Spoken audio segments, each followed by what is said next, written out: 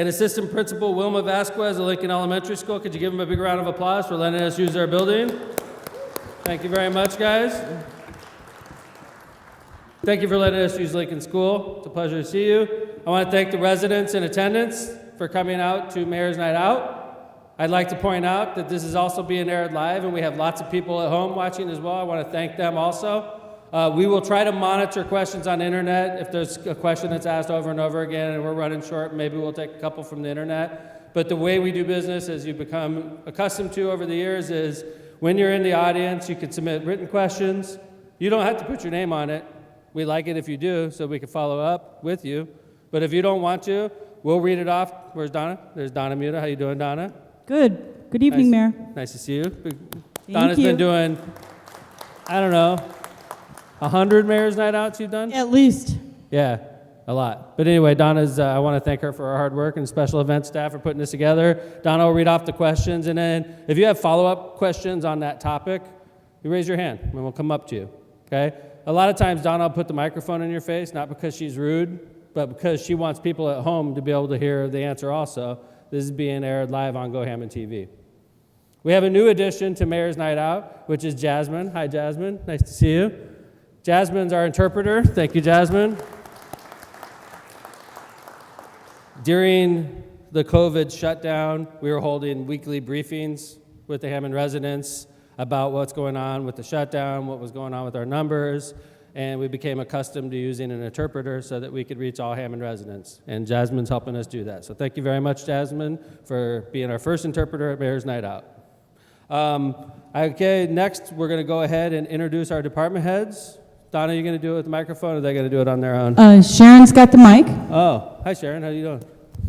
Fine. Good evening, Mayor. That's Sharon Daniels. She's city personnel. Before this starts, this is unlike most mayor's nights that we're all wearing masks. I'd ask that in the audience you keep your mask on and maintain social distancing. There's plenty of room in this building. I'll take off my mask when I'm speaking, and when I'm not speaking, I will put my mask on, but I imagine I'll be speaking a lot. So I'll keep it off. Same goes for the department heads. So we have to obviously be smart about what's going on with this dangerous disease in our community. So, all right, let's go ahead and start. So Sharon Daniels, Personnel and College Bound. Carmen Paniagua, Housing Authority. Chris Campbell, Information Technology. Megan Flores, City Controller. Kelly Kearney, Inspections Department. You guys got people behind you too, so make sure we... Dennis Radowski, United Neighborhoods Inc. Ron Novak, Environmental. Bob Vale, Building Department. Nicholas Farrell, Code Enforcement. Jaime Prieto, Water. Jason Donovan, Public Works. Jim Talon, Park Department. Mark McLaughlin, Water. My name's Dean Button. I'm the city engineer. John Doty, Police Department. Phil Talon, Chief of Staff. Kevin Smith, Law Department. Mylan Krasinski, Port Authority. Ann Anderson, Economic Development. Matt Mutis, Sanitary District. Jack Smith, Sewer Maintenance. Marty Wolgas, Hammond Sanitary District. Chris Sakalaris, Legal Aid. Jeff Smith, Fire Department. Owana Miller, Community Development. Tom Novak, Assistant City Planner. We get everybody? Do me a favor, real quick. Out of my staff that's here right now, if you live in the first district in the city of Hammond, could you raise your hand, please? First? All right. We're doing all right. We try to spread it around. Thank you very much. So anyway, we do have pretty good representation of the first district here. I'd like to thank you all for coming to Mayor's Night Out. Hopefully we have a lot of questions waiting for us. Donna, how many do you have? We only have 4. It's going to be short, which does not break my heart. I'm telling you, being honest, but like, I imagine you guys want to talk about more than 4 things. We're in the first district, and the first district is known for having good conversations. So hopefully you don't let us down today. I have a couple things I could talk about as well, but I imagine we'll hit the questions first. So why don't you go ahead and get us started, Donna? Oh, by the way, Councilman Mark Kowinski could not make it today. We usually start with a report from the councilman. He's not here, so we're going to jump right into the action. Donna. Thank you, Mayor. The 4500 block of Torrance had trees removed as well as yellow metal pole dividers on the Greenway for Oh, yeah, a yeah. bike, but the bike path was completed on all parts of Torrance. What are the plans for this block when things get back to normal? As far as the trees, I imagine, right?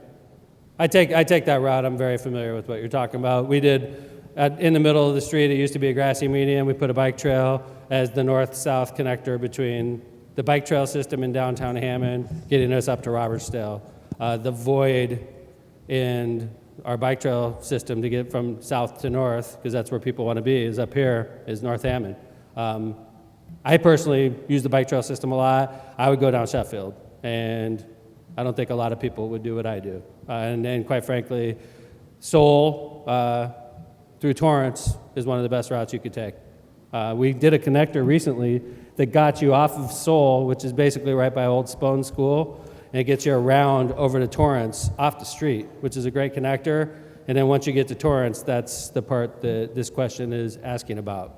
I imagine what they're asking if I was there and I saw the trees come down. And by the way, numerous complaints. People were not thrilled. I get it. People love trees. So do I. The trees came down. The bike trail's in. It's pretty normalized now, and you're probably scratching your head saying, are you going to plant trees? I imagine that's where this question's going. Does anybody want to follow it up? Sure, Dean. You didn't ask the question, though. No, but I could okay. I could wait. No, that's fine. This is City Engineer Dean Button. So I'm pretty clear on the question. So on the trail that the mayor's referring to, we had an intention to go ahead and construct the trail between Goslin and Hudson, and because there's 2 railroad track crossings and a short section of Torrance that really needed to be rebuilt. It's really that one block between the railroad tracks is absolutely brutal for cars and bikes alike. And Absolutely. 1 block north as well. Yeah, just and so some of the worst stretch of roadway in the city. I think we Yeah. both agree. Absolutely. I would compare it to the down south, down by Oxbow, that street down there. Yeah, It's pretty right. bad down there. Yeah, Boy Scout Road 177. sometimes. Yeah.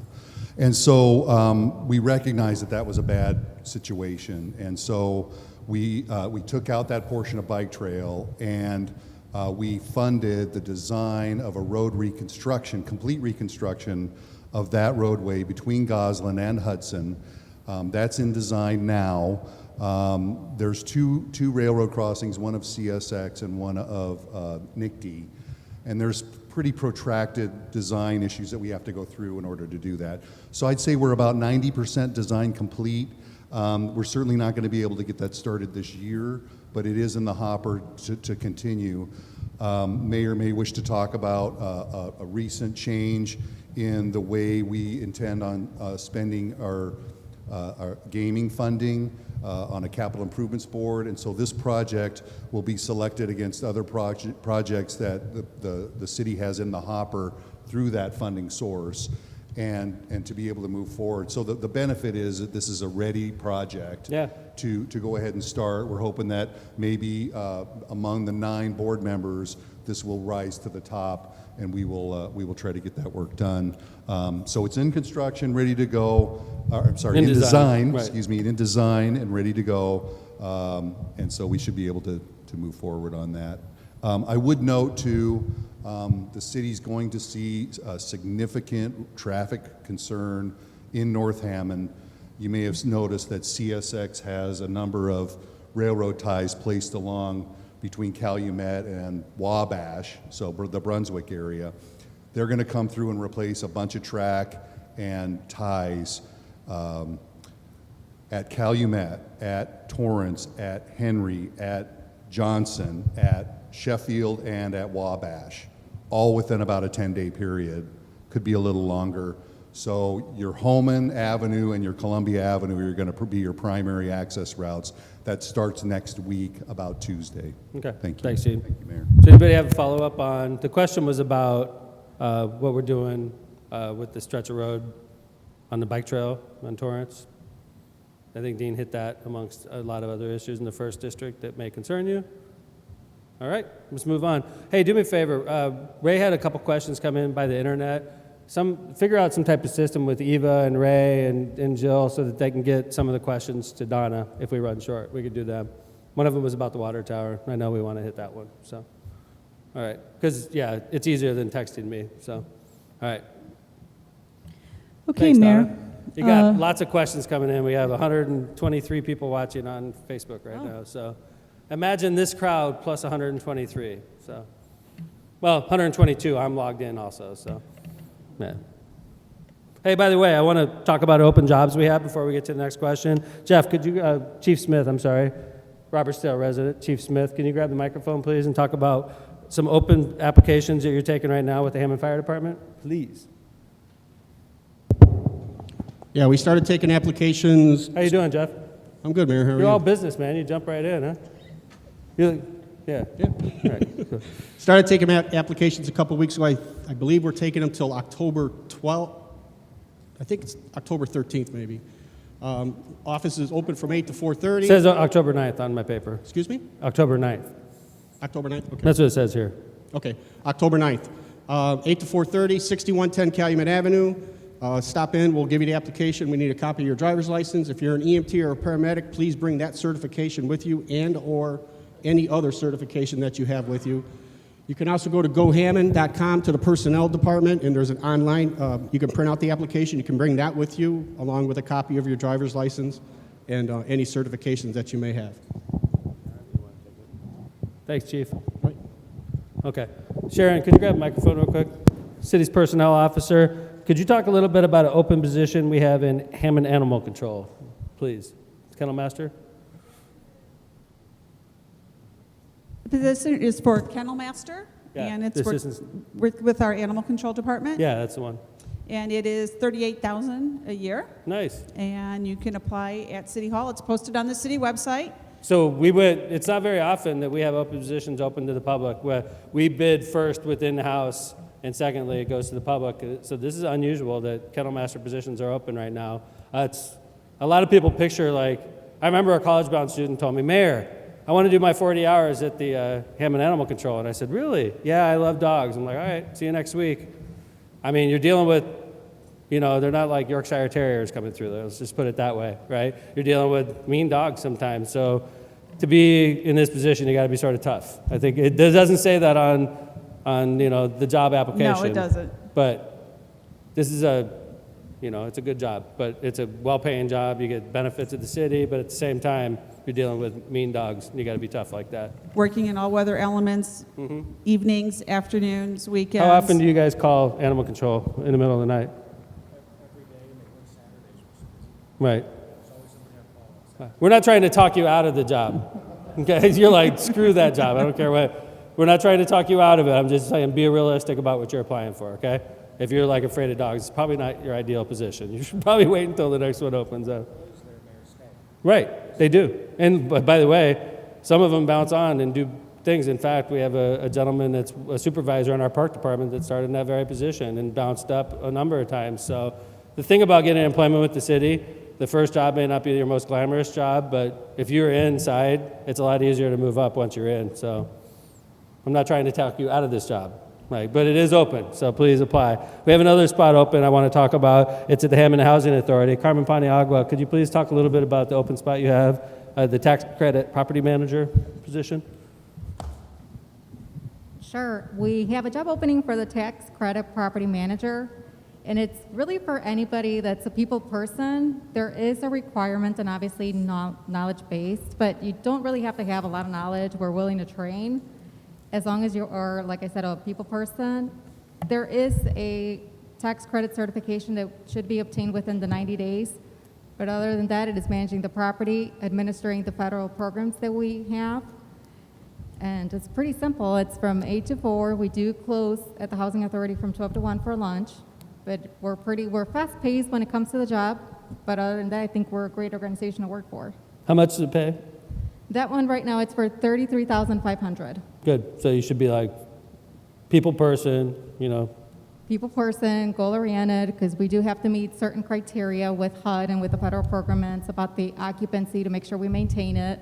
Okay. Obviously, you have to have an idea of your budget and how to manage the property as well. Okay, thanks, Carmen. So basically, we told you openings in the fire department, opening in kennel master in the police department, tax credit property manager open. If you're a CDL driver, I can probably get you in within 2 weeks. Fact. We are hiring a lot for CDL drivers. It's just a continuous thing. Gary, are you back there? 4? Right now, right? How often are we hiring people into your department, Gary? Not lately. Yeah, thanks for the backup. No, I mean, you have positions open more frequently than other departments. How about that? Yeah, I mean, it moves along. A lot of older people are retiring now and stuff, so the 4 are actually for sanitation department, and to have 4 openings like that is unusual, so. Right. So, and then we have CDL drivers that work with Public Works. We have CDL driver positions in parks. There are not too many open right now. In fact, I don't think any of them. Sanitary district has positions like that, water department. So if you have a CDL and you need a job and you live in the city of Hammond, I mean, you get in that door. That's the easiest way in the door, in my opinion. So anyway, thank you. We let you know about the job openings we have. So let's move on, Donna. Mayor, you were accurate. The internet question is what's happening to the water tower on Columbia? Okay. Water tower on Columbia has been a special pain in my butt for about a couple years. For about 6 months of it, it was coming from a good friend of mine in the community. Every time I see that water tower, I'm reminded of her asking me about it. So we took the lead in the city on behalf of the water department to use a TIF district to help pay for the repairs. We wanted to keep it in place. It's a super important water tower. Mark, get ready to grab the microphone. Hold on. But a contractor that was working on it messed up. And they're totally responsible for the mess up. And they're going to be sued on behalf of the city of Hammond for the damage that they caused. But what that did is slow down our project. That was supposed to be done in the year 2020, painted and ready to go, is now being put off until May. We will have it done, painted, repaired, and then a lawsuit that's going to develop. I'm going to have Kevin talk a little bit about that. It's not very often the city of Hammond will be a plaintiff, but we will be in this case. But it's been a saga. Mark, I know this is a super important tank as far as pressurization for Central Hammond. Yes, it affects the operation of the water department throughout the entire city, not having the central tank able to relieve pressure or provide pressure. The Morrison was just hired as a subcontractor. They're doing the structural. Morrison is doing the structural steel work right now. They just mobilized this week. They were on it this morning, Mark. Yeah, they're up there, so anytime you'd like to go up there, we'll take a look. I want to go up there, yeah. Yeah, I know. They left the ladder out there tonight for us. But yes, unfortunately, and I hear from the mayor about this almost every week, and it will not be painted until it'll start as soon as the weather breaks in the spring. But the structural steel work is being done right now to ensure that the tank is good for another 50 years. And it's not going to be in service over the winter, correct? Correct. Which is a big problem. Which is stressful for us because it provides pressure to our system. And if you have a hose and the hose is really like limp, and then you put it with water and it goes like that, right? It's under pressure. It sort of does that with our lines underneath the street as well. And sometimes when our lines move, they break, and they break more often. And then our guys have to go out there and fix the breaks, which costs us money. And we're sort of dealing with that right now, which stinks. It's going to be a long winter for our water department distribution department. We got great people in that department. One of them lives right here in North Hammond, one of the best we have. Casey Farrell is going to be busy this winter because of that. But it's something we have to do. The good news is, Kevin, could you talk a little bit about the plaintiff's case we have? You don't have to get too specific, but it's just interesting that we're the plaintiff in this case.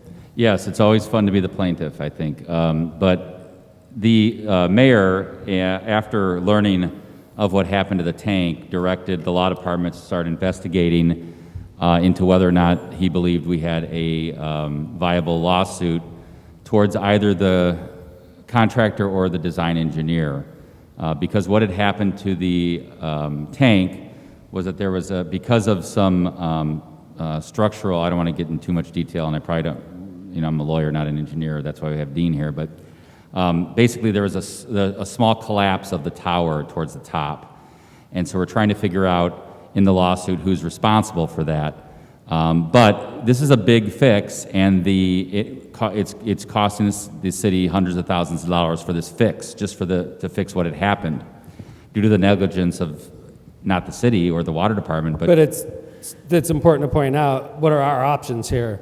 Wait until the lawsuit settles and then use the proceeds to fix it, or fix it now, get it later in the lawsuit? And that's So- the intention. The mayor is very dedicated to making sure that this project moves forward and gets done. And so he's instructed the water department and the redevelopment department to pay for this, and then we're going to hopefully get it back in the lawsuit. Another thing that's very interesting, as the mayor just pointed out, is that as a result of this tower being down, things like the lines can break. And in the law, that's what's called consequential damages. It means as a consequence of what happened, you can potentially recover those damages as well. So not just for the fact that the water tower fell partially inside, but also for the fact that as a consequence of us having to shut that tower down for an extra period of time, these lines are breaking. So we're going to try to get that money back as well. So Kevin, if we could prove that this year that Casey and the distribution workers are out 50% more, 100% more because the system's not pressurized like it's used to, you're saying you could probably recover that money as well? That would be our hope, Mayor, yes.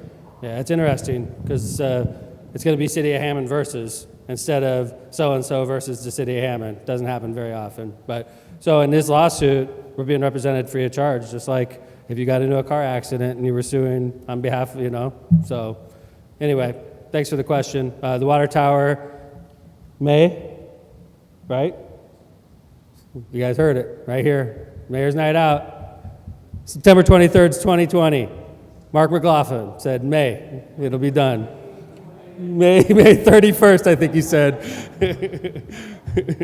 All right, thanks for the question, everybody. Let's move on. Okay, next, Mayor. What benefits does this new casino board have over the old way of distributing casino money equally among each district? Why the change? The old system wasn't working anymore. It wasn't. It was, and this is the example I would use. Councilman Berry, who's not here today. By the way, I want to thank Councilwoman Janet Venez for being here. Thank you very much, Councilwoman. She's the Councilwoman at Large, and the Councilman at Large, Dan Spitali. Good to see you, Dan. And we have former Councilman at Large, Bob Markovich. Good to see you, Councilman.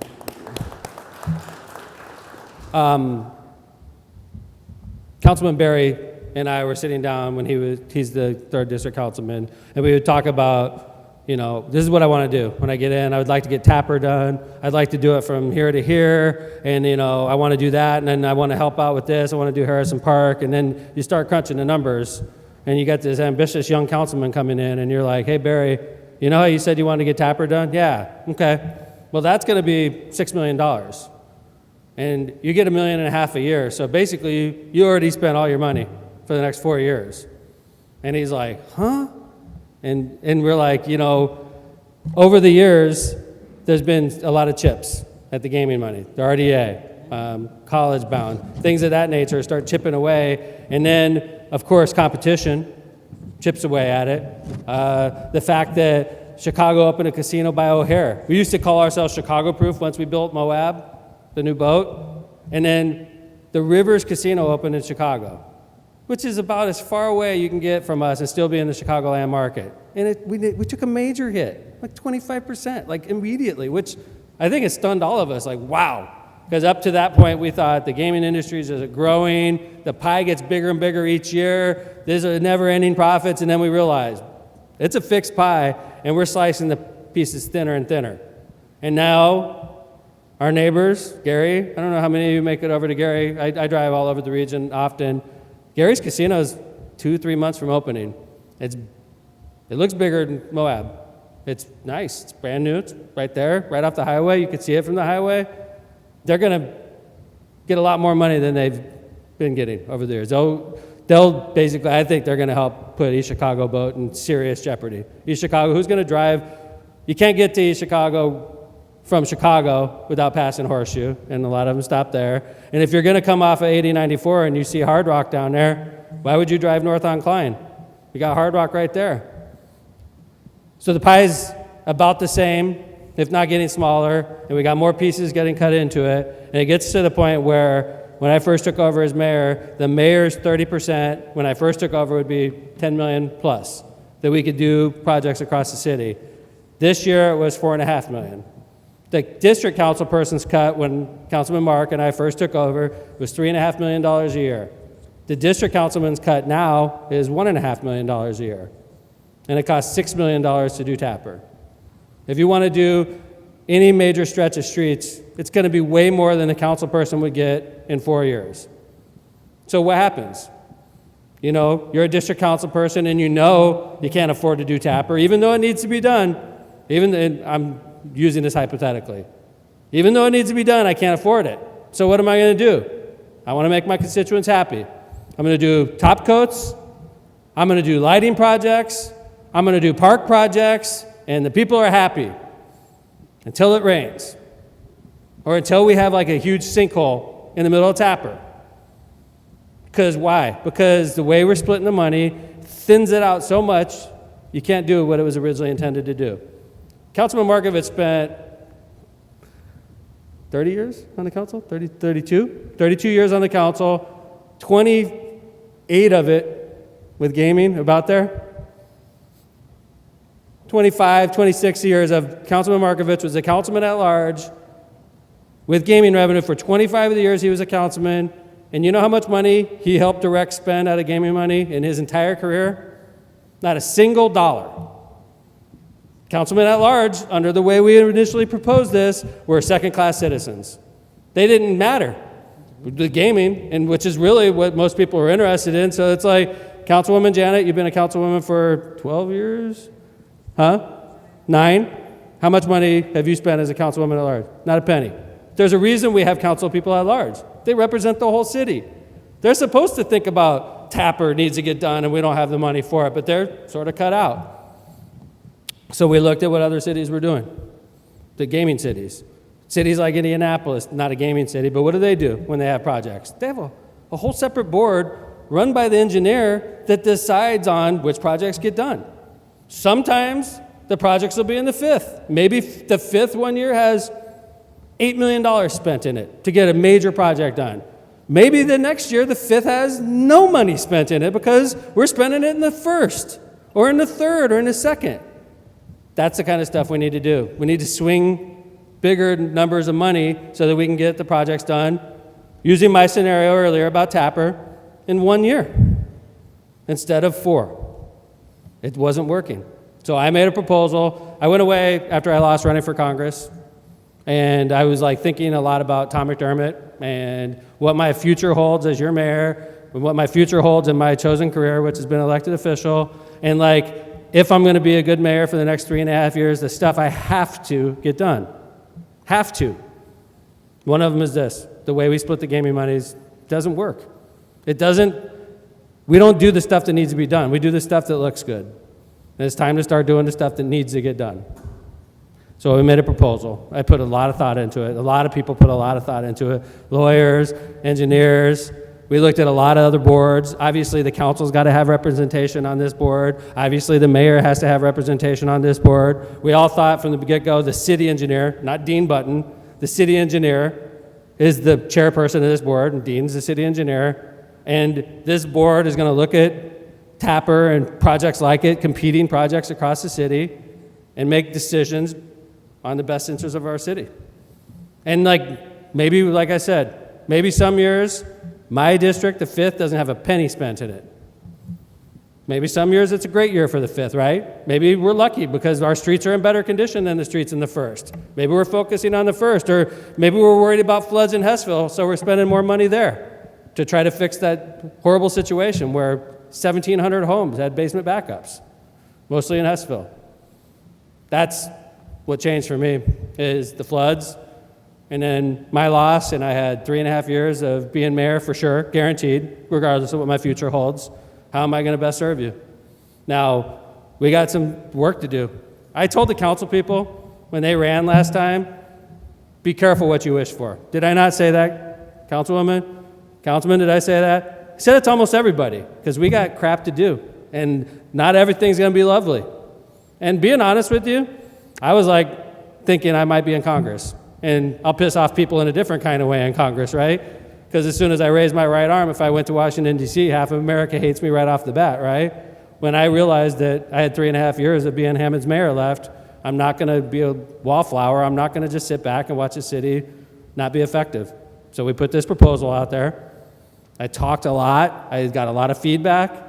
It wasn't perfect. It's not perfect, but I think it's way better than what we were doing. And I think if we were doing this from the get-go, our city would be a lot better off right now.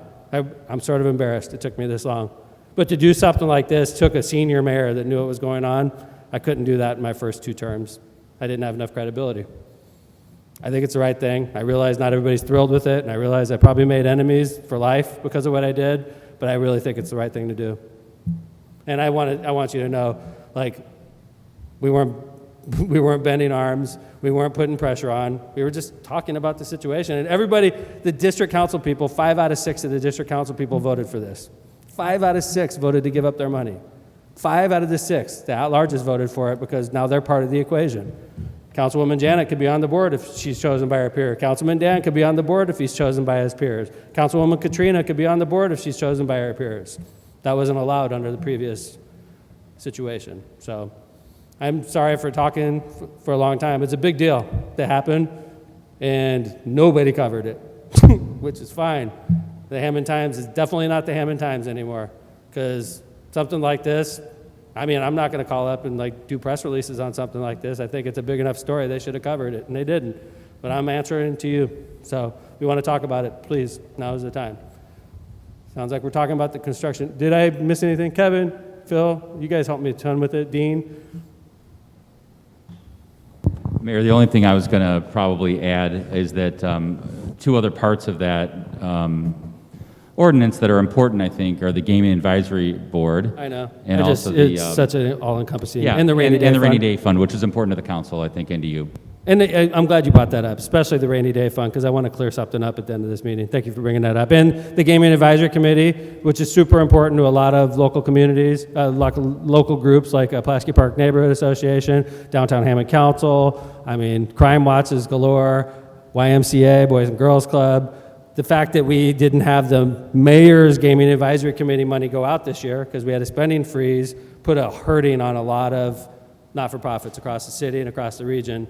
This makes it permanent, and I'm glad Kevin brought that up. And I do want to talk about the rainy day fund at the end of this. So, Phil?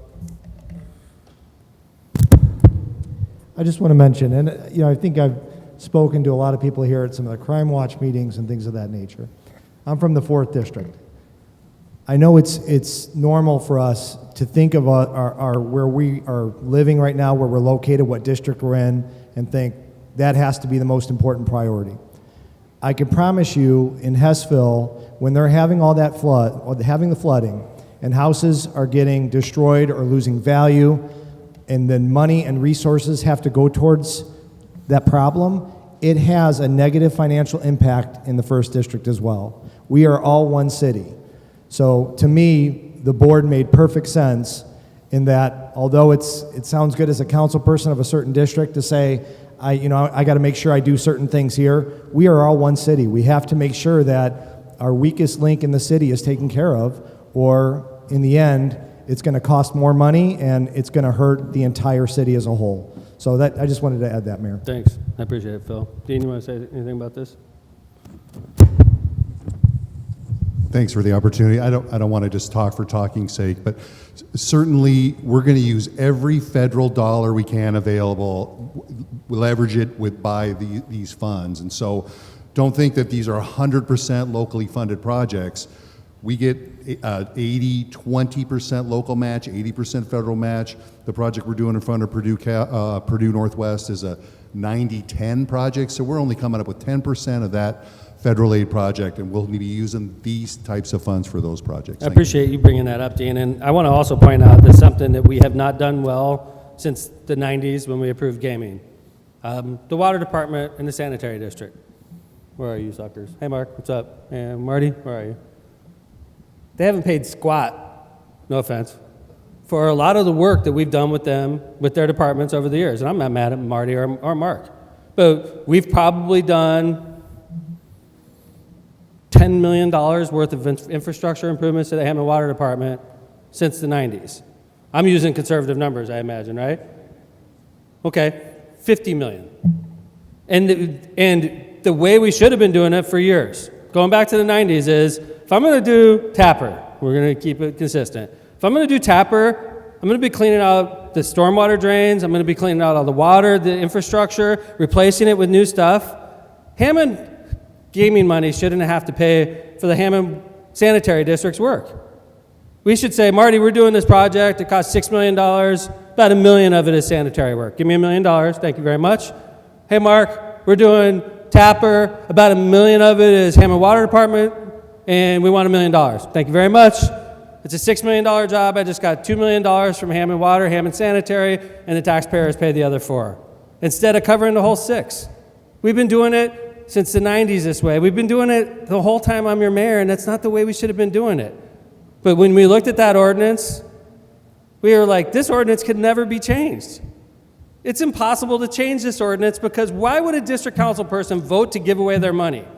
So even if when I took over as your mayor in 2004, if I said, I got this great idea, the way we're doing business in Hammond's all wrong, you would have said, get out of here, new mayor, right?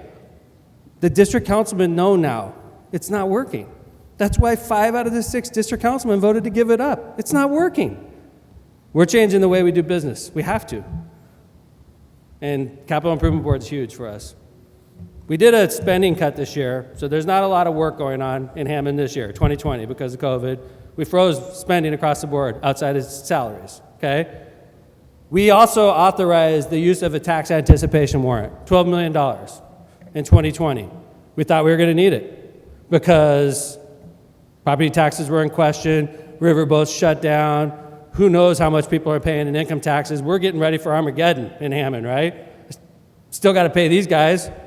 Still got to pay the firemen, which is 75, 80% of our budget. They're not going to take a pay cut, right? So what are we going to do? We float a tax anticipation warrant. 12 million, Megan?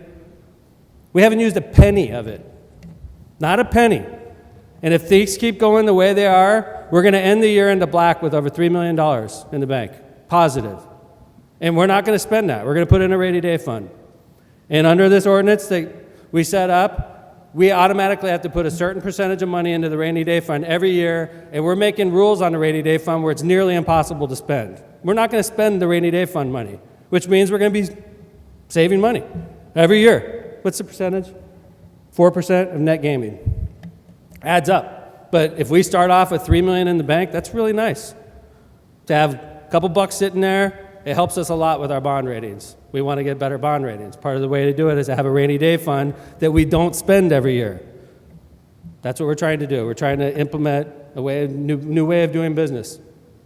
Even the Constitution's changed every once in a while, guys. I mean, the gaming ordinance was great. It lasted a long time, but what we did was better, I think. So, any other questions? Yes, Councilwoman. Donna's coming. While we're waiting, nice to see you, Councilwoman Katrina Alexander. Nice to see you, Councilwoman. Hi, Mayor. From my perspective, the change in the ordinance for the capital projects, the meetings are going to be public. They are. All residents are welcome to come to these meetings. And it's much easier for a resident to come before the board and say, you know what, I'm having a problem on 170th Place. I think there's something wrong with the sewers, whatever. Can you guys look at it? And that might very well be a project that needs to be looked at, where my councilman, Bill Emerson, may not have the money to complete my street in 1 year. So this gives the public an opportunity to come before the board and be educated like I'm going to be educated.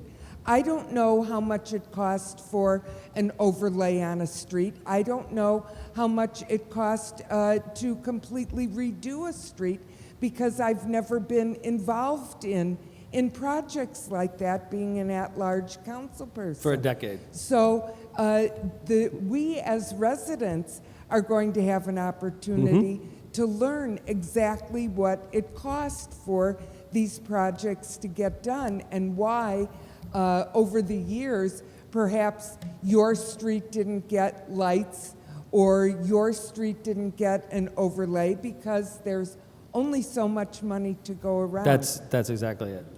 And this also, I believe, gives us as a city an opportunity to prioritize projects that need to be done. Right. And I keep going back to Hessville when it rained. And we heard, I mean, I got calls from people that night, and I think if I lived on Maryland, that every time it rained, I'd end up with, 6, 8, 10 inches of water in my basement.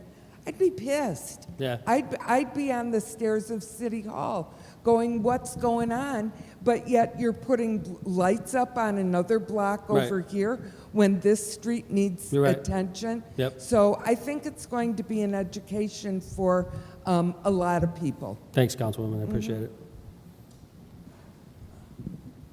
Any other questions on this?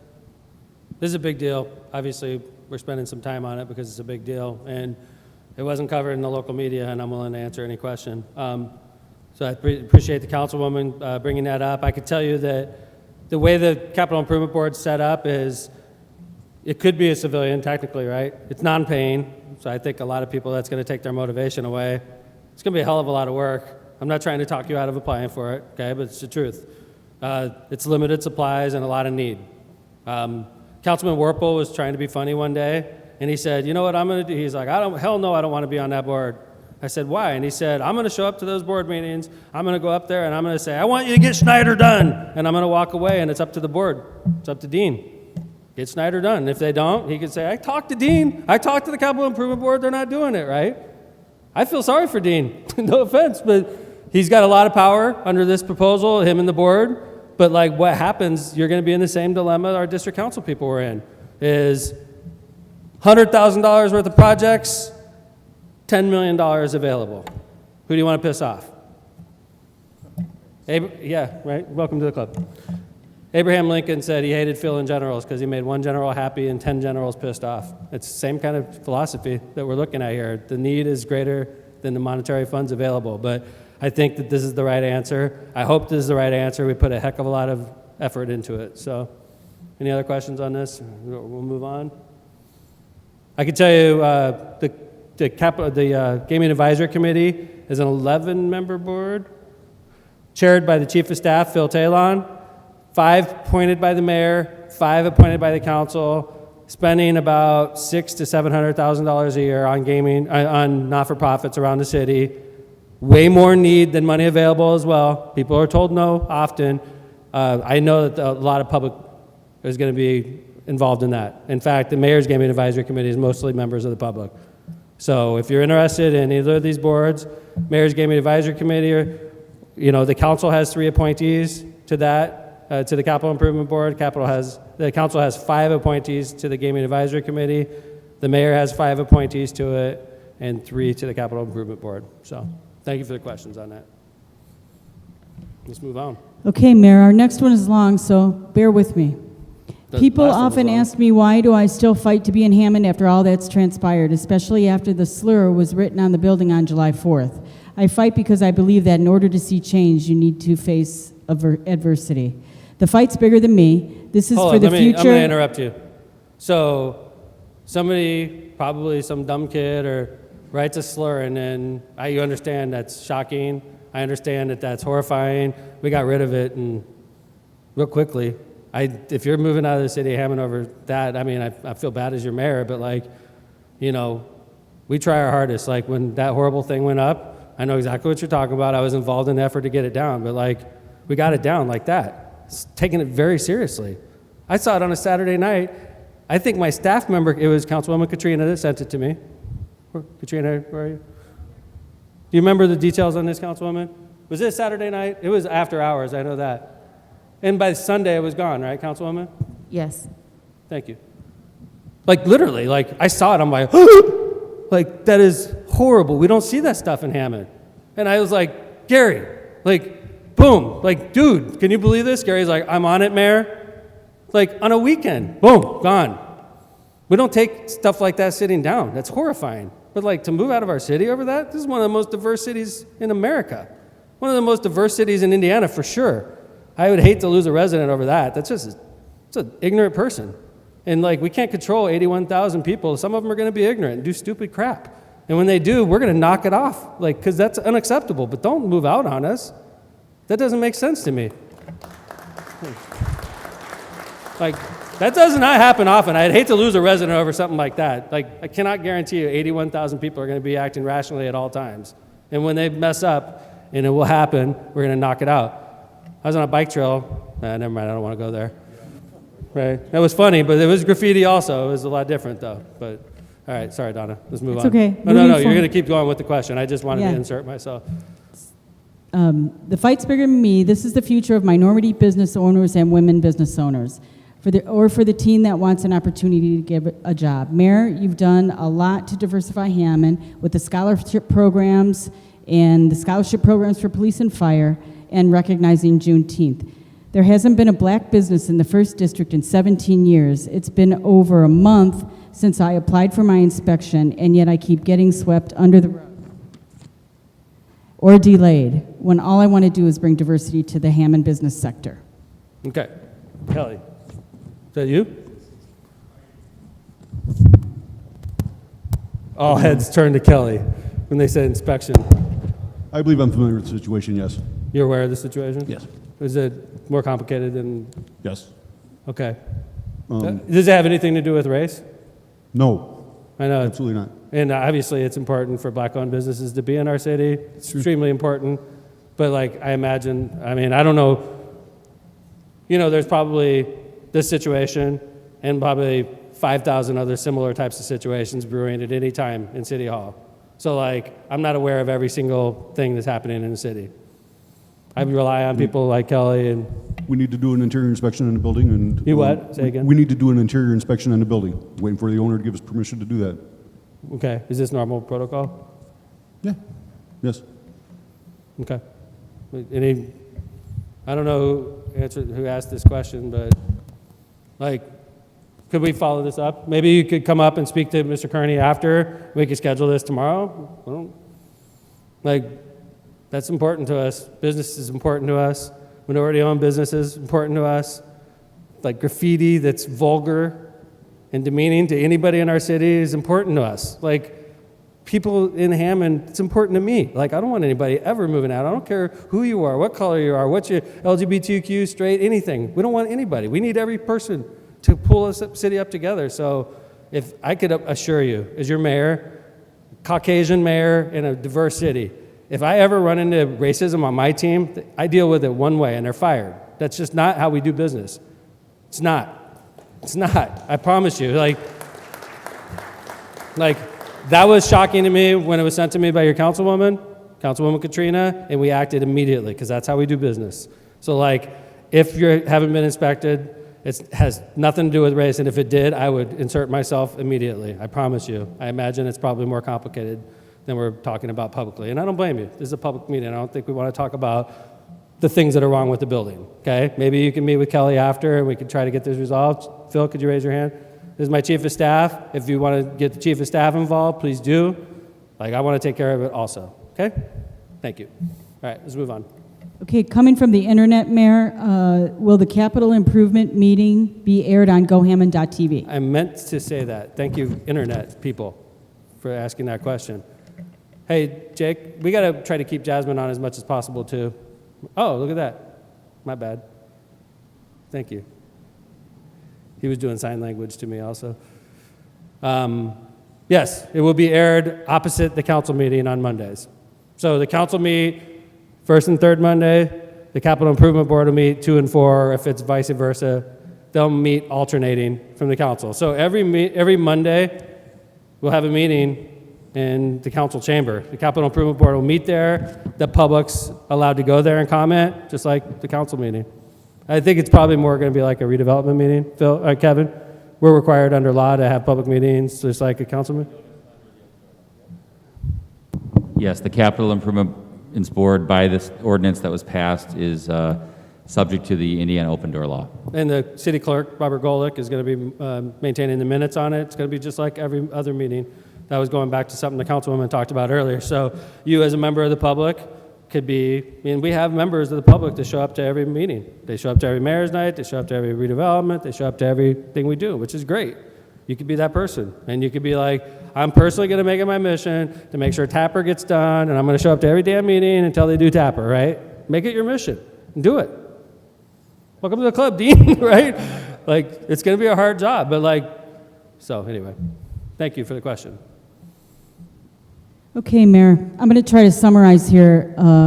There are several issues at the Golden Manor apartment complex. Yes, I'm aware. Is it going to be torn down? Why is it closing? Why is the rent going up? Why do they keep losing our paperwork? They need to have a more professional atmosphere when the manager is introduced to the tenants. We need to have a Carmen, grab community microphone. meeting, all kinds of things concern about Golden Manor. Agreed. Shared concern from the city of Hammond. It's a, thank you. It's an unusual business arrangement we have with this property. Could you explain it a little bit, Carmen? Carmen, do you mind taking off your mask, or is that just so it's more clear? This Actually, is let me take it off because it's hard to breathe through this. Thank you. So, yes, unfortunately, it's a very bad arrangement for us.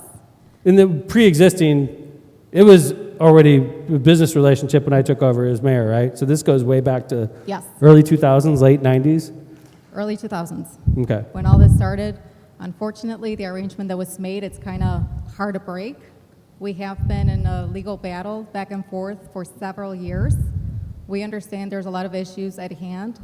I understand. I have actually talked to some of the residents about them. The most recent was the balcony issue, which you're aware of, and actually along with the building department, Bob Vale, we were out there, we met with the structural engineer, and the balconies were deemed unsafe, which obviously our priority is the safety of the residents there. So what we had to do was to close the balconies to secure the unit and to keep the residents safe inside of the building without having to go out on the balconies. We're in the process of fixing that, though, right? I mean, we didn't build that building. We did not. Right. That building was actually built by Herman and Kittle, who is also the management company. Which is the root of our problems. I wish we ran the building. If we ran the building, we could take it over and fix the problems. We have to rely on Herman Kittle, the managing company. It's very complex, and complicated. With the help of Councilwoman Venez and the Hammond City Council, we're cooperating together to try to fix this problem, and it's very frustrating. But it's not Hammond Housing.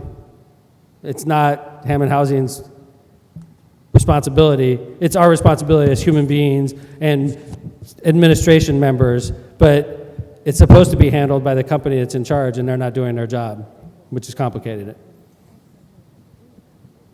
Yes, ma'am.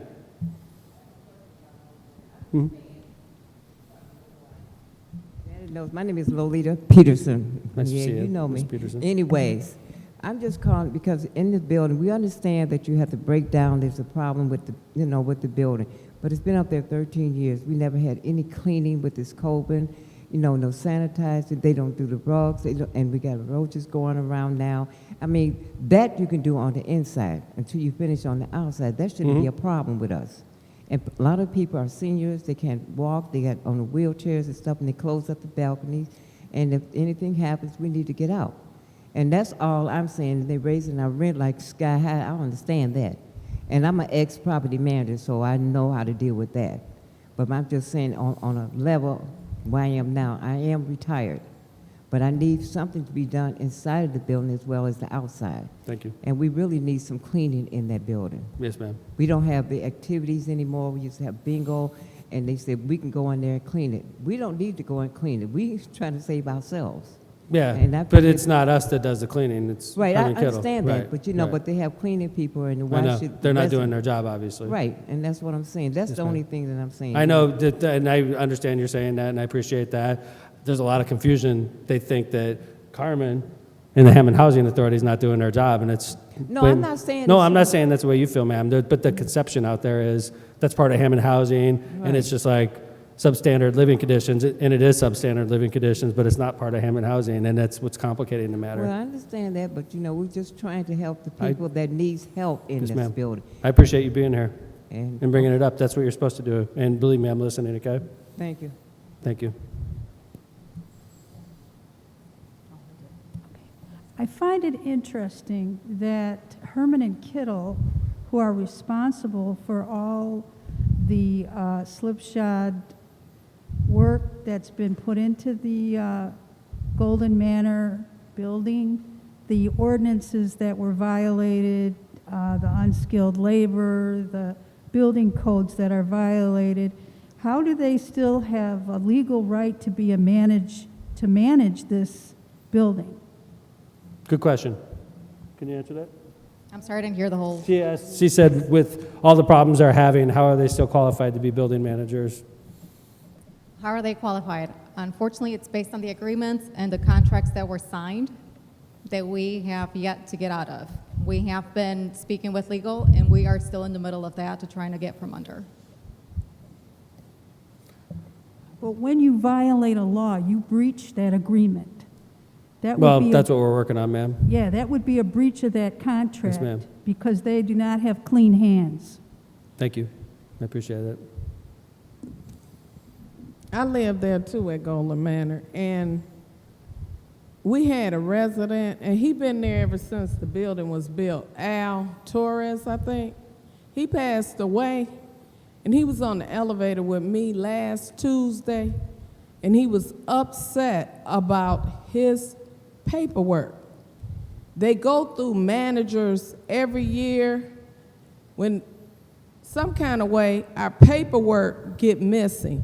We have our social on there, and it should be some kind of rights for seniors up in there, because it be a lot of stuff going on in there with the paperwork. And he was so worked up, and I was trying to calm him down. Sunday, they found him in his apartment dead. And I believe he had a heart attack, because when it's time for them to do the leases, they have people trying to find their paperwork. This paperwork should already be in the computer. Then another thing too, some people leases ain't been done like 2 or 3 or maybe even 4 years. They not doing the leases. And it's getting a little bit ridiculous in there, because seniors should enjoy their life. Yeah. They over there at Golden Manor.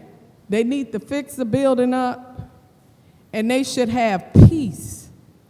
This man was 83 years old, and he was fond of you, McDermott, because when you came, he was there. I don't know if you remember him. He was kind of short, but this man shouldn't have been worked up about no paperwork. And to me, Golden Manor need a social worker in there to help people with their paperwork, and they need to find out why they keep raising people rent. Because some people rent went to $100, some went to $60, some people not working. They on a fixed income, and if they on a fixed income, they should go by what the Social Security sends them. And you know Donald Trump in there, and you ain't got no raise. The ones that's on Social Security, he trying to take away their Social Security. Right. So Okay. to me, something need to be done at Golden Manor.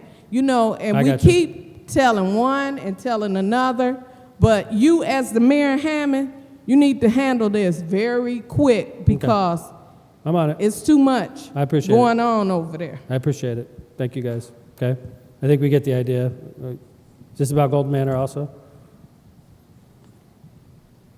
I appreciate you guys being here. Your point made, big time. Okay? Hi, I'm a resident at Golden Manor also, and I'm concerned about the condition of the building, because 3 years ago, my apartment flooded. And it was from the tenant on the 4th floor, all the water came down to my apartment. That was the worst experience I ever had. If I didn't have renters insurance, I don't know where I would have been at the time, because for 2 weeks, I could not stay in my apartment. I had to stay in the hotel, And that was a terrible condition. And just like last week, we had the options. The maintenance men came in there and moved our stuff out of the storage room. He told me, he said, you either can make up your mind today and we'll get it out and take it and put it in your apartment, or we're gonna dump it. I got you. Of course, you don't want your stuff dumped that you got in the storage because you got precious pictures and stuff in there.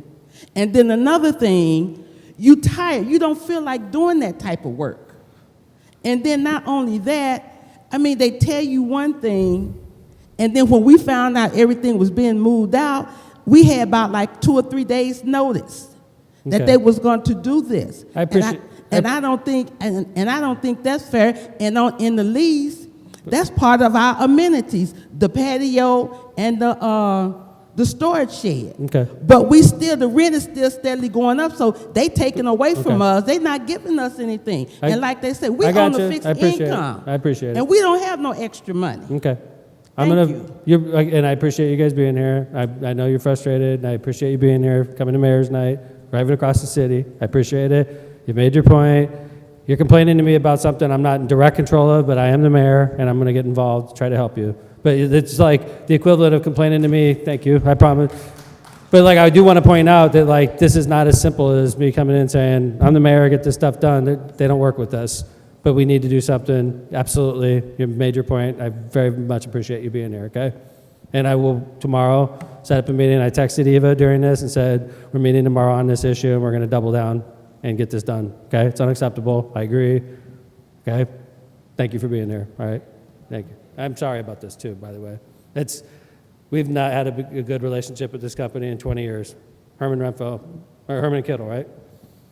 Yeah, they're ridiculous. And we're going to get involved even more so, okay? Okay, Carm, we're going to set up a meeting, stat.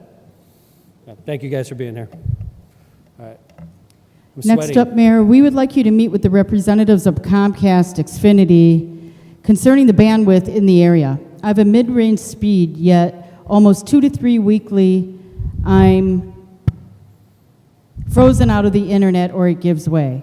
It's especially bad during school times. What's the address on that? It's on Monroe, 66 Monroe. And some days you I was can't just even wondering what log part of the on. city. Yeah. Yes, ma'am. No. Deliberately. I would have come to the school board, but I missed that opportunity last month. I'm homeschooling a kindergartner, Yes, so I'm ma'am. going back to kindergarten. I'm 60 years old. I'm the grandmother guardian, and it's very frustrating. I'm also working from home. I work for University of Chicago Medical Center. I'm an IT specialist, and I'm also trying to do work. I'm supervising her, and I'm telling you, I'm paying almost $225 a month for Comcast services, and until school went back in session, I would say maybe it froze once or twice in the week, but now it's almost daily. Literally, in the afternoon in particular, even teachers can't log in back to their classrooms. I don't know what the thing is. I call Comcast on about 3 to 4 times a week, saying, hello, we're stuck, what's the problem?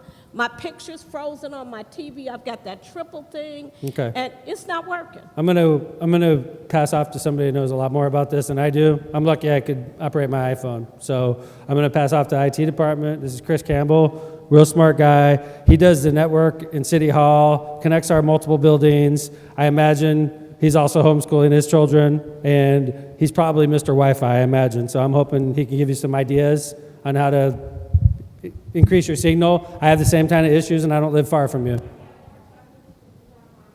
I love this. I don't think we've ever talked about Wi-Fi signals at Mayor's Night Out. I've done hundreds of these events. So, Chris, this is perfectly made for you, this question. Yeah, this is terrific. So if I was having problems with my Wi-Fi at home, I'm e-learning, and then my cable's freezing all the time, do you have any recommendations? Well, the Wi-Fi could be a little bit different than like the actual cable of freezing. Sure, you can get Wi-Fi from Comcast, but when you're on the internet in your neighborhood and you have Comcast and your neighbor has Comcast and the next person down, you guys are all sharing that bandwidth.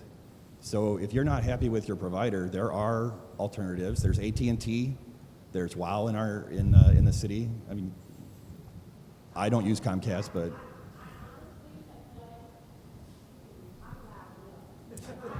honestly have been through everybody. I've been a resident here for 23 years. I came from Chicago. Do you have those repeaters, ma'am? Like the things you plug into the walls and they bounce them around? Right, I got those. Got the boosters. Okay. I started out when DirecTV started in the area. Okay. I went to Xfinity because I got tired of my satellite dish freezing. Okay. But let me give you some background. I went to everybody. I have had WOW. I have had T-Mobile. I have had AT&T, and AT&T will tell you that in my neighborhood, it does give poor reception. They don't even recommend it. Xfinity knows they are the best game in town, in the area, and they're not trying to be as competitive as if I cross the border and in Illinois or in the Chicagoland area where there's a little bit more bandwidth and more competition there than they do. Okay, ma'am, could you do me a favor after the meeting and go up and Chris will give you a recommendation? I'm sorry, yeah. I apologize. I think we're all sharing new frustrations with our kids all on the internet all day long.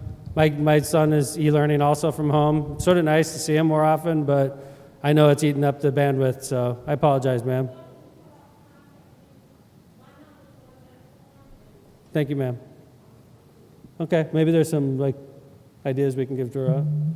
But I have smart people that work for me, ma'am. Chris has a whole department of people that are, okay, thank you. We'll follow it up for sure. Could you make sure that she gets the question and we can forward it to Chris and Of course. we can give you some ideas, okay? Yes. We've got smart people that work for the city. Thank you, ma'am.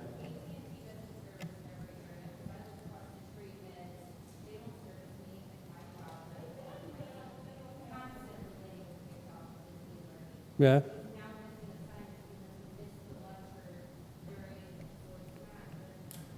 Really? Yeah. It seems that, I mean, I had AT&T cell phone and I couldn't get a signal, and then they opened an AT&T store within like a half a mile from my house, and I thought it was funny because you couldn't get a signal and they opened a store there.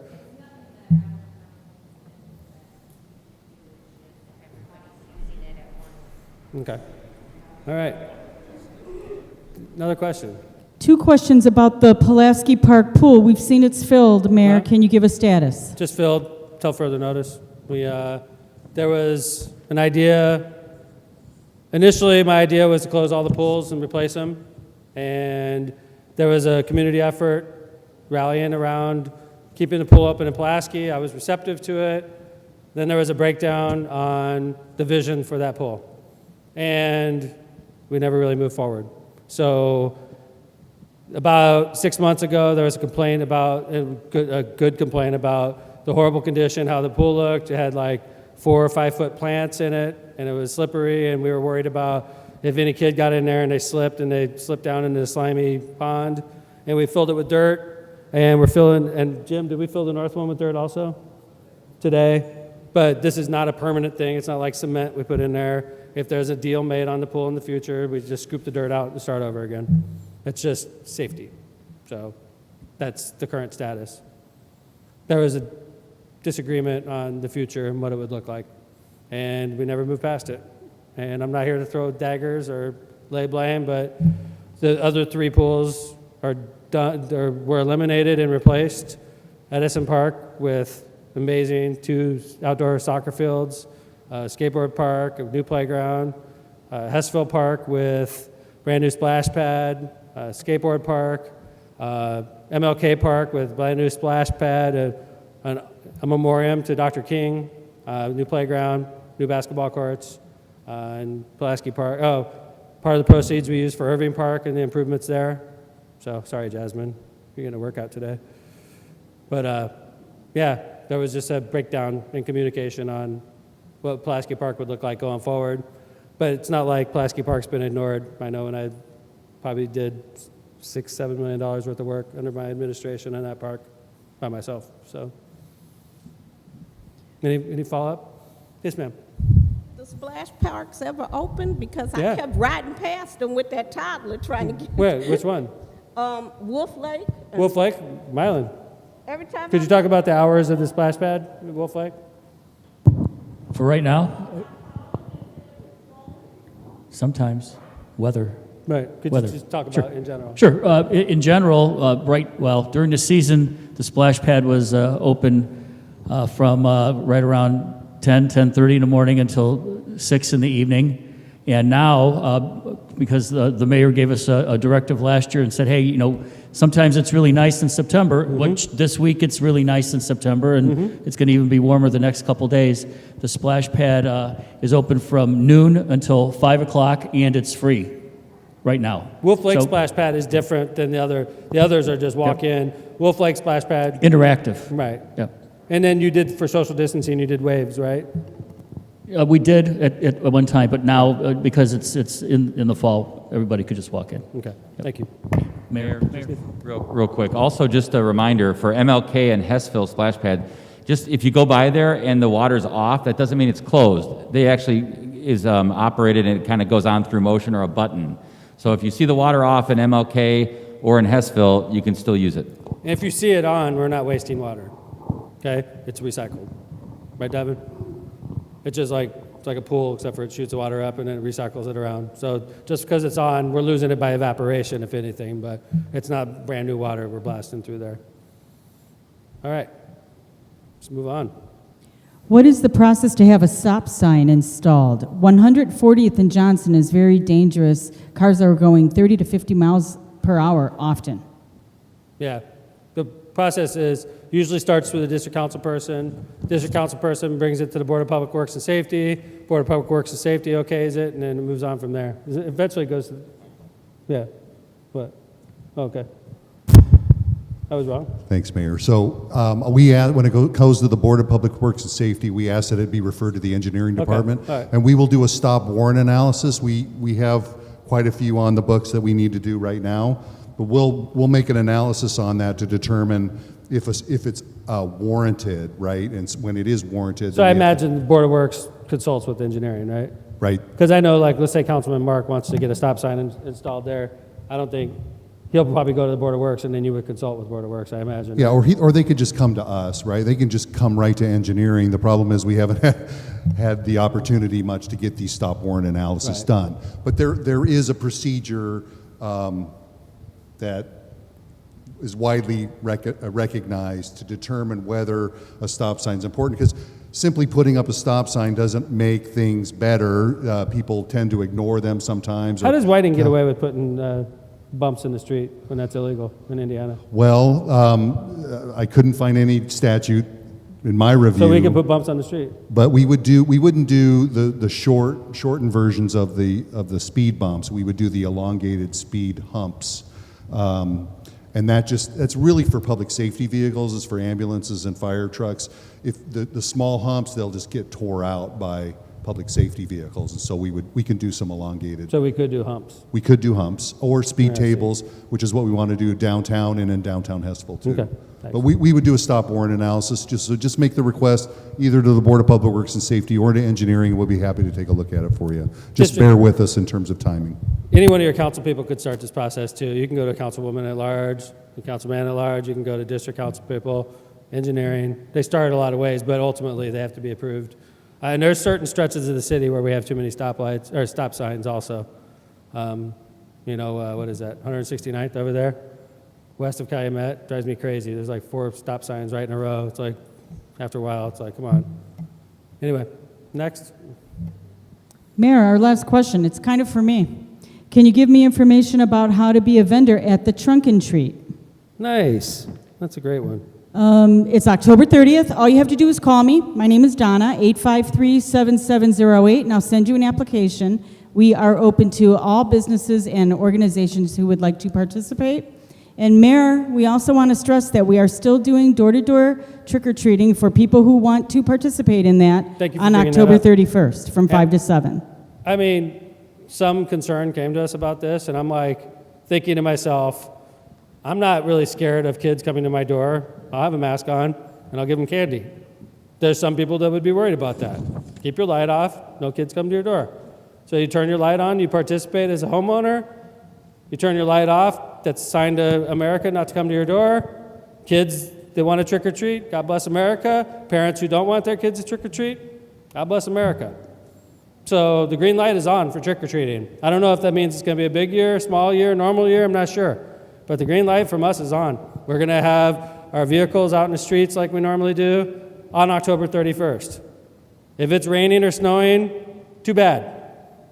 Halloween's on October 31st. I'm old-fashioned like that, right? Like, we used to trick-or-treat in the rain, snow, like our kids could do it too. You know, we need to toughen them up anyway. So trick-or-treating is on. If you don't want to participate, give them the universal sign, I'm not participating. Keep your lights off. Mayor. Yes. Census. Yes, thank you, Mylan. You're welcome. Could you go ahead and do it? No. Brian Poland's not Where's here, and you Brian? brought it up. Owana? Oh, Owana's Tom- right here. Tom Novak? All right. Oh, okay. Here we go. Yeah, I'm Assistant City Planner Tom Novak. Just took over this position. Look at that. Brian Poland's not here, and you're filling right in. That's good stuff. Yeah. The mayor gave me a chance at this position. I'm going to try to do Good for them you, well. Tom. But yeah, so next week, September 30th, is the deadline. So tell your family, tell your friends, get that U.S. Census reply filled out. You can go online. We have some free stuff at the entrance with information on how to sign up and how to reply. But yeah, in 2010, we took over Gary as the #1 city in Northwest Indiana, #5 in the state. It's good to be #1. Let's keep it that way. Like Dean Button was saying, federal matching grants earlier. I've heard as much as 15 grand can come in from every person who replies. So we're talking millions of dollars are at stake. So make sure, check with your family and friends that they did it. Okay, thanks. Census.gov. Thanks, bud. Appreciate it. Awana, did you do well? Okay. All right. Awana and Brian have both been doing a great job. Thanks for Tom for filling in. Chris, could you grab a microphone real quick? Chris Secularis from Hammond Legal Aid. We just announced something recently with the Hammond Legal Aid Clinic in regards to immigration-related issues that I thought was important. And we did a press release, and we were so proud of this press release. It's a big deal what we did. And then the Times printed a story. It was on section like D25 on the bottom right-hand corner. It was like the worst possible position they could put the story.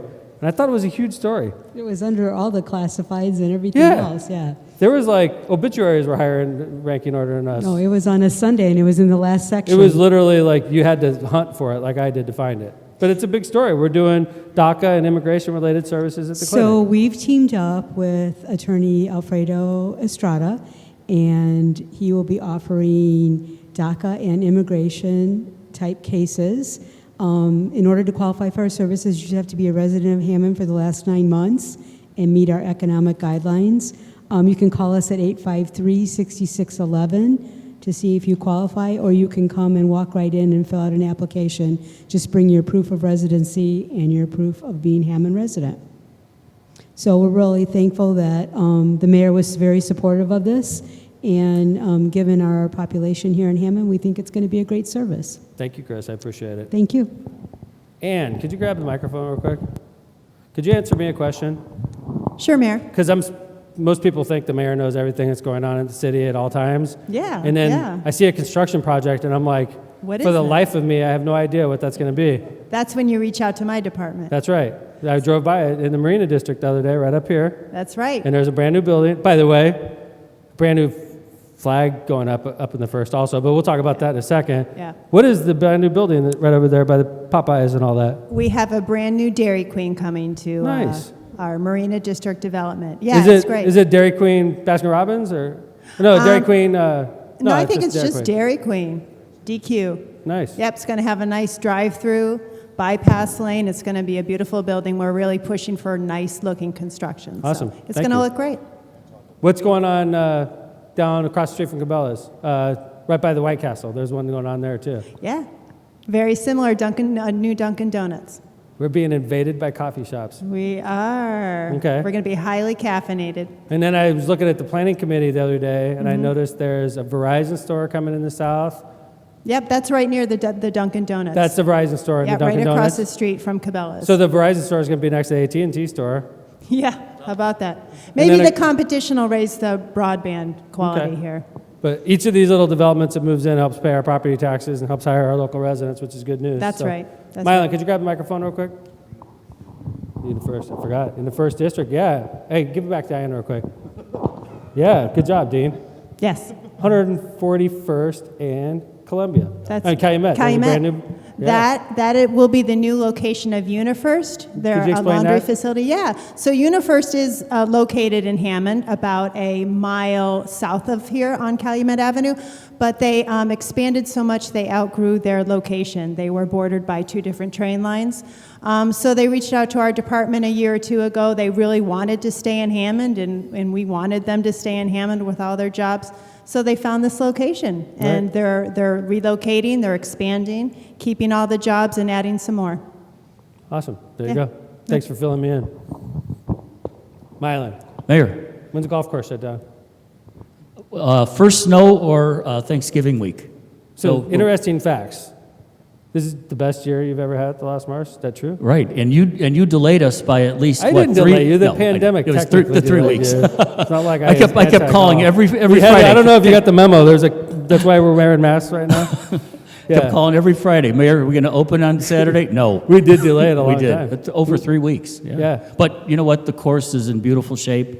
I think it's really, it had a chance to really warm up, and it's everything's healing every time we do something to it. So thank you. No. Thank you. Well, no, we Appreciate appreciate it. So what else? Marina? Kayaks and canoes and paddle boards, that's still going until at least October 1st, maybe the 15th. It's all weather dependent right now. Right. So, yeah. And then we missed the whole season at the PAV this year Yes. because of the COVID. Yeah. Right. Yep. All right. We'll Thanks. be back. Thanks for the update. Okay.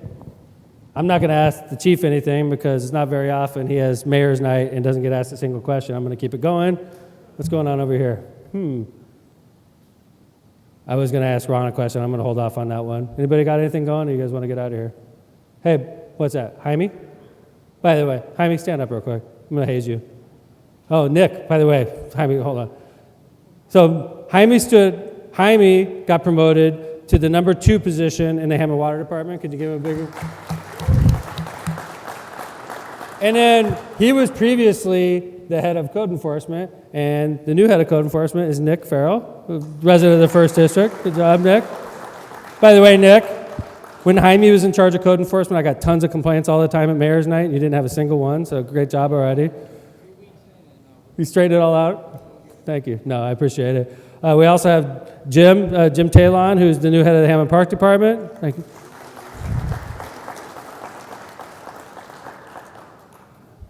Mark McLaughlin, the new CEO of Hammond Water Department. Dang, let's just keep going. All right. I think that's new. Oh, Megan, you've done a mayor's night before, right? Well, Megan is a relatively new Hammond City Controller, so. All right, I've quizzed everybody. Anybody have any last questions? Last one from Yes, the ma'am. internet, Rosemary, Mayor. how's it going, Rose? Nice to see you. Thank you. Watch, this is going to be a doozy. I can tell already. This is a slow ball. Good. I love the softball. Pulaski Park Senior Center has been closed since March. Good. And I've had several inquiries about what the relative status of that is Thank you. going forward this year. Thanks. I'll be honest with you. Governor Holcomb today removed all restrictions on size gatherings. We still have social distancing. We still have face mask requirement and stuff like that. But technically, if we wanted to have a concert, we don't, but we could. So we are entering stage 5, I believe, Friday or Monday or something like that. And that means that anything over 500 requires a event plan to be approved by the local health department. But other than that, restaurants, bars, you have to be seated at the bar. That's still a restriction, so you can't just be hanging around the bar because of So social at the senior distancing. center, I imagine we didn't want seniors getting together That's correct. in a small space. Correct. And There's nothing stopping that. so legally, they can meet. Yes, they could. Now, whether that's wise or not, that's up to them. And whether it's wise or not is up to us because we bear liability, I imagine. Masks are recommended, and also social distancing is as well. Jim? Masks are strongly recommended. He's got it on his plate. He's the new head of the park, so, yeah. So you guys could talk after maybe and try to get on the same page, but it's important, obviously, you know, even though, you know, obviously the seniors need to be wearing masks. And that's, it's great. Well, I mean, we're not going to be able to meet outside much longer, right? Yeah, so that's point well taken. I appreciate it. So please get together with Jim after. Thanks. Anybody else? Hi, ma'am. Oh, yeah. Hang on, let me get there.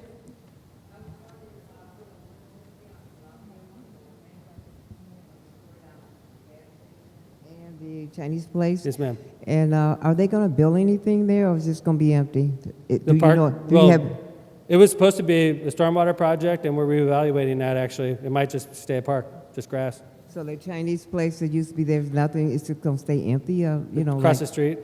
It's right across the street from where they... No, I know what you're talking about. What about the Chinese place? I was wondering, are they going to build anything like that, like a little convenience store or something? I'm not sure. And you know anything about that? So there was environmental remediation done here, which I believe was completed. There was a kerosene leak, but it was a gas station about 40 years ago. Oh, yeah? So the current owner, I believe, is looking to sell, but last week I talked to somebody who wants to put a restaurant in there. Because originally a convenience store was going to go, which would have required a lot more overhaul of the building, but I did talk to a guy who's interested in a restaurant. I'm not sure if it's gone anywhere, but Right. there is talks. Okay, last question. Yes, ma'am. Oh, she got it. Okay. On 175th and Columbia, are there noise ordinances? There's noise ordinances all over the city. Because there is an incredible amount of large noise cars that go up and down that street. I know that about the fire department, that's another issue, that's an emergency vehicle. But these are just regular cars. ma'am. And I did talk to a police officer that used to be there, and he said, oh, they're just having fun. And I'm like, well, they can have fun until a certain time of night, and Yep. then it needs to stop. Thank you, ma'am. I appreciate it. The noise ordinance in the city of Hammond, Ron, basically, you can't do anything that crosses your property line. Fair statement? And I imagine that applies to cars, chief. You can't drive a car with your music where it's affecting neighbors. Is that a safe statement? Right. I know. Yeah. Okay. Are they going to build another senior building in Hammond? I can't hear you. Are they going to build another senior building in Hammond? I imagine eventually, but there's no immediate plans right now. So, yeah, we just built Silver Birch, and we didn't build it. It's a private development. Done the right way, by the way, not like Golden Manor, unfortunately. Like Silver Birch, night and day to what we dealt with Golden Manor, and there are similar types of projects. It's just frustrating when we see what you're all going through compared to what people at Senior Birch are going through. It's very sad, and we want to help you, okay? I appreciate you guys being here, First District. Again, I want to thank Principal Yolanda Bracey and Assistant Principal Wilma Vasquez for inviting us here to Lincoln Elementary School. Thank you all very much. Don't forget to vote. We have a presidential race coming up. Early voting will be available. Voting by mail is available, not for COVID, unfortunately, but that's the politics of the day. Your polling locations on Election Day will be open as normal. Thank you all very much. Don't forget to vote. Nice to see you at Mayor's Night Out.